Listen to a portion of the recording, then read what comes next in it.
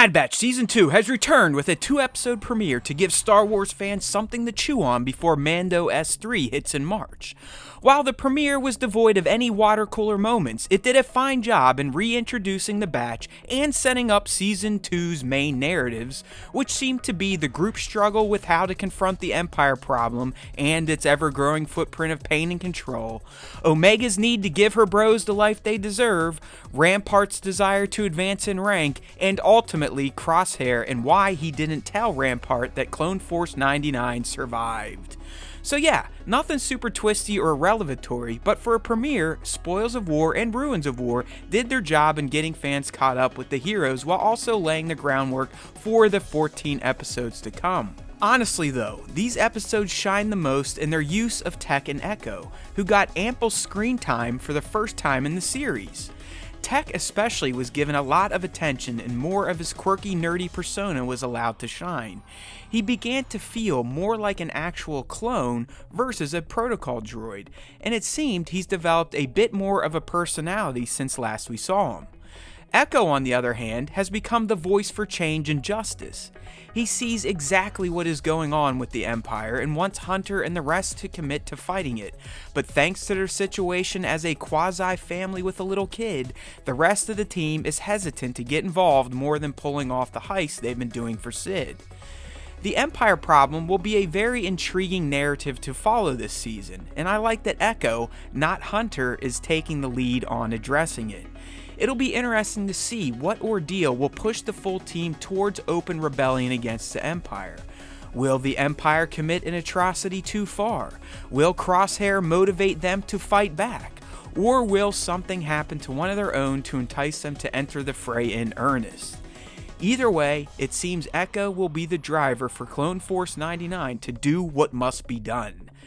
The other aspect of the premiere that was notable was getting another look at how citizens of the galaxy are responding to the Empire's dominance. It was very interesting to see how people, even at the center of the Clone Wars, such as Romar, who lived on Dooku's homeworld, have been deeply affected by war and how everyone thinks everyone else is the bad guy. Palp's plan really was brilliant because he effectively turned the Republic into the enemy of the CIS and vice versa, essentially creating a loop of hate and blame between factions who ultimately are being persecuted by the same dude.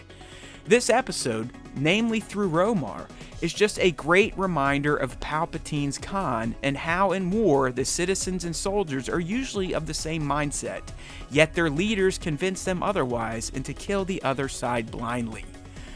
Where the premiere faltered a bit was in its lack of Imperial storylines. Outside of Rampart showing up to be a goon at the end, the first 2 episodes completely ignored Crosshair and anything of note from the Empire.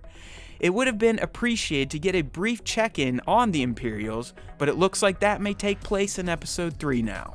How about some top moments? The only real standout from the first episode was the scene between Echo and Hunter about fighting the Empire. Like mentioned previously, Echo has a very clear mindset on this matter, but the rest do not share his opinion. With Hunter being the leader, Echo must win him over first, so these heated conversations on what they should really be doing will only continue throughout the season until the Batch are forced to face the Empire and embrace their destinies. For episode 2, the first top moment is undoubtedly Wrecker becoming a literal tank. If this show were a class-based shooter, Wrecker is definitely the team's tank. But after commandeering a cannon from an AAT, he truly is a tank now, as in literally. The weapon just fits Wrecker perfectly, and I hope it remains a companion of his for the rest of the season. It's like he got a new puppy. We gotta love the big guy. Finally, and what has to be the most shocking moment of the premiere, Rampart's murder of Wilco rounds out the list. Dude was ice cold and very Imperial career progression-like. Waxing the captain to ensure you don't look bad in front of Tarkin is vintage bad guy material, and it added an even darker edge to Rampart's career aspirations. The fact that the captain's name was Wilco shouldn't go under the radar either. Wilco means will comply, which is a great name for a clone, all things considered, but the exchange also showed that clones are able to think for themselves and still mostly know what is right. This is not behavior the Empire will tolerate for too long, so it'll be interesting to see if there's some form of clone revolt down the road which leads to their extinction. Hey, thanks for watching, everyone. If you enjoyed this video, please consider liking it and subbing to our YouTube channel. We'd also love for you to join in with our weekly Star Wars podcast. So use the links in this video's description or head to starwarstime.net to subscribe to the platform of your choice.